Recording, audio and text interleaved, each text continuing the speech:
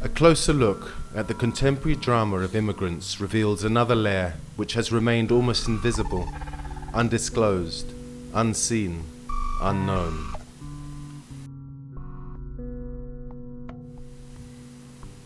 The existential situation of those retained in their own lands, unable to leave, rejected at the border of their dreamland, to be then sent back to a senseless life, is rarely visible. Some are able to cross the borders, only to be kept indefinitely at detention centers.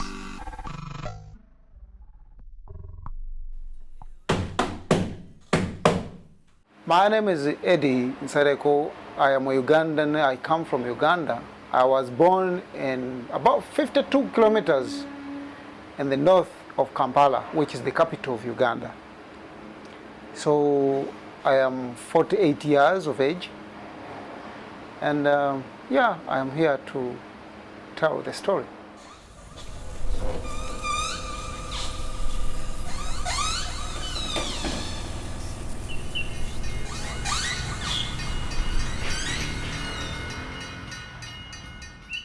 There is this person, a friend of mine who I very well know, is a guy who went to school, he finished university, but he couldn't get a job. So all he had to do is to sell some foodstuffs in the market. Along the way, he got some kids, he couldn't take care of them. His wife left him, so he decided to take the kids to his mom in the village so he can go abroad and try to look for greener pastures. Now this guy is called John. What John did is he was a desperate guy. He did it so desperately, but he couldn't make it.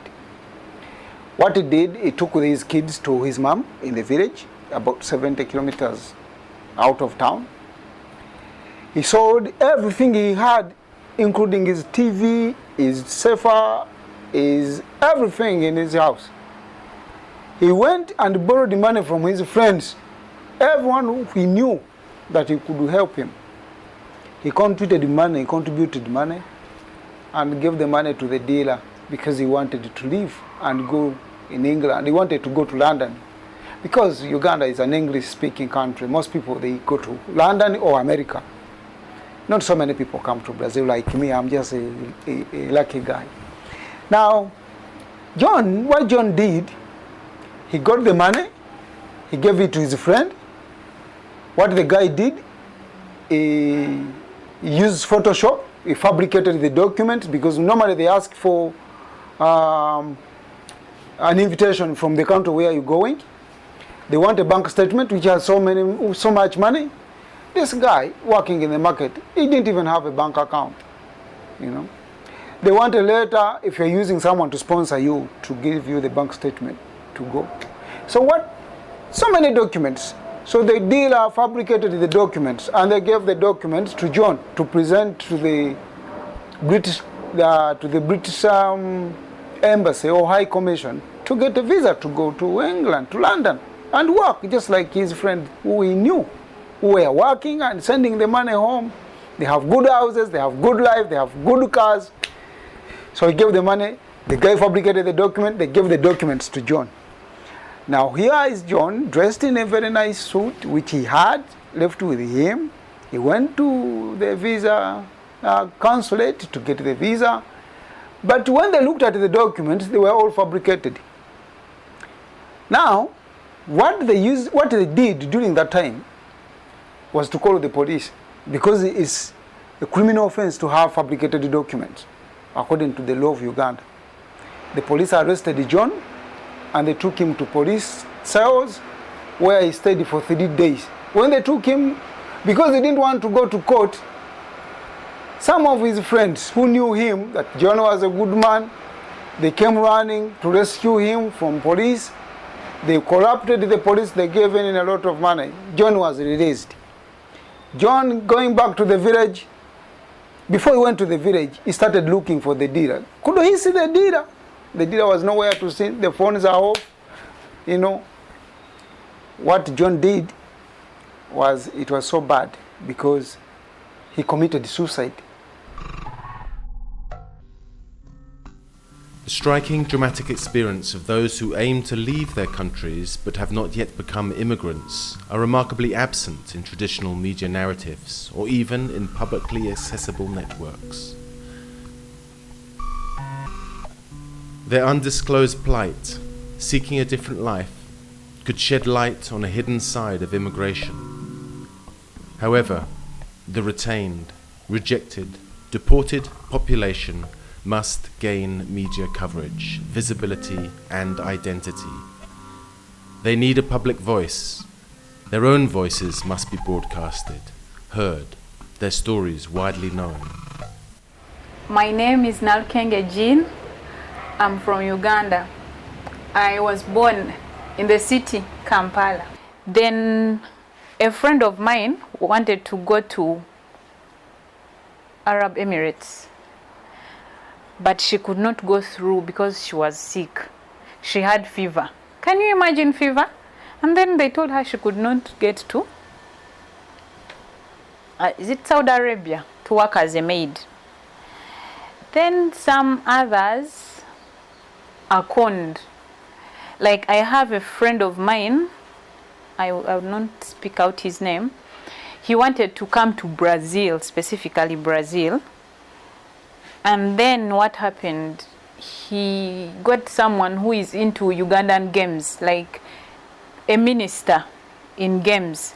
So this guy told him, I can make you go as a cyclist, so that you say you're going to participate in the games that are going to happen in Brazil, cycling.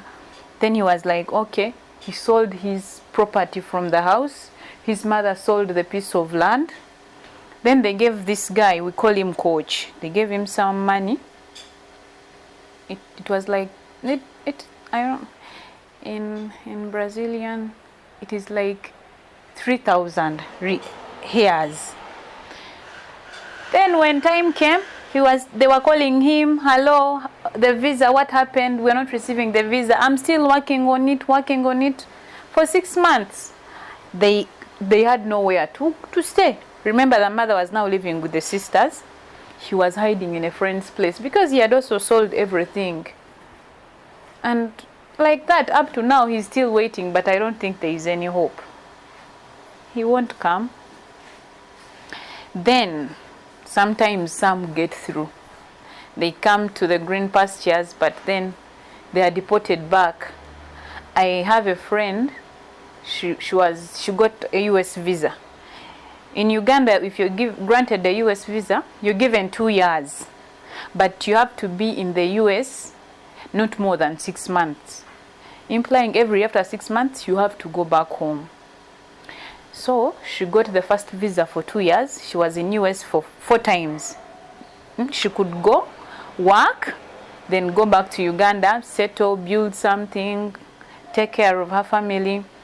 But you know, in US, you don't tell them I'm going to work and they give you a visa. She had told them that she had gone for a conference. But now, one time when she was coming from the US, coming back to Uganda, they checked her luggage. And her luggage had so many receipts, of which she was being paid while working in the US. So they told her, you who said you're going for a conference, what are these receipts doing in what? Your bag. So they told her, don't come back to US. And she's at home. She can't go to the US. And she's scared of requesting for a visa because embassies share information. So she's at home stuck. She's trying to put things together and the little money she had earned.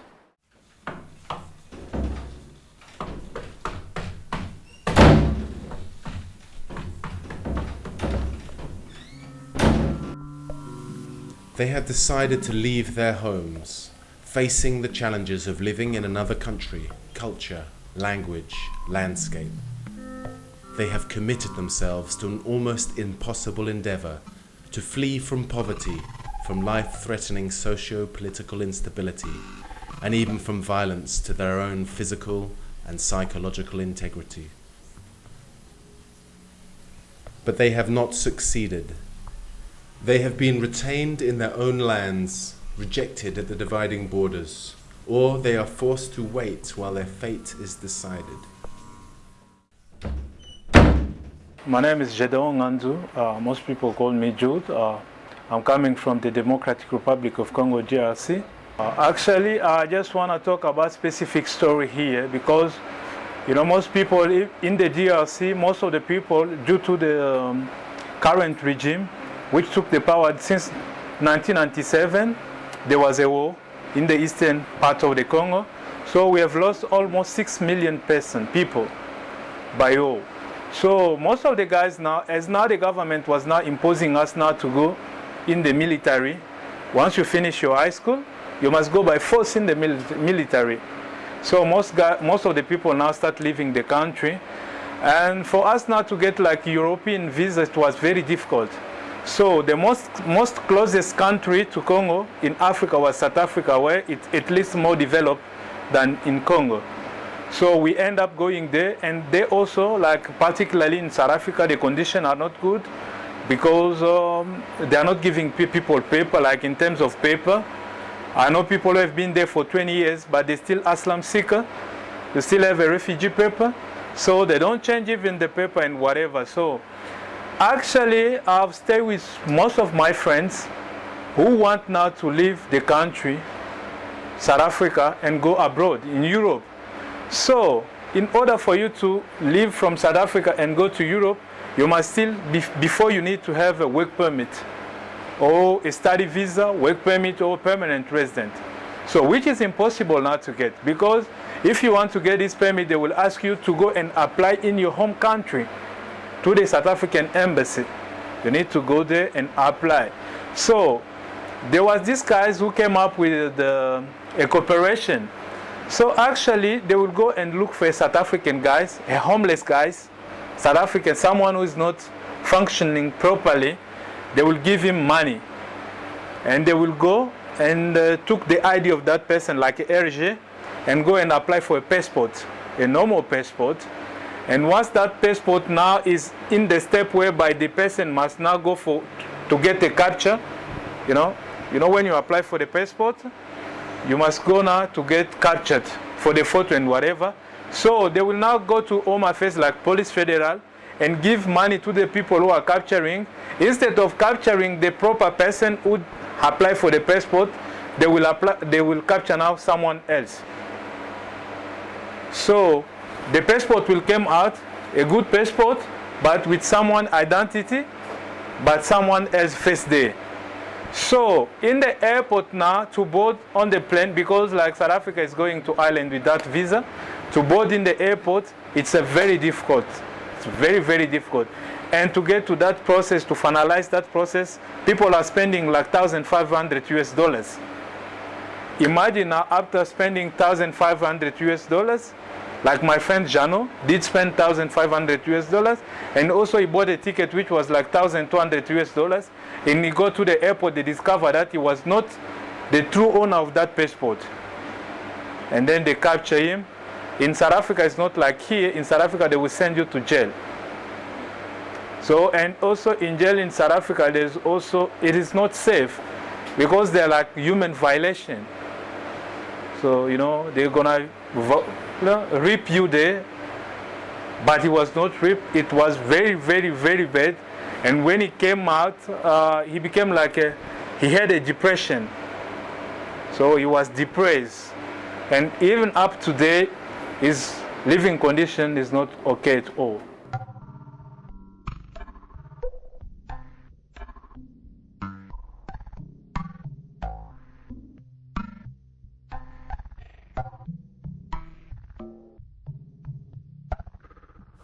They inhabit the shadow world of the media, unknown, unheard of, unseen. They become immobile, hidden, voiceless.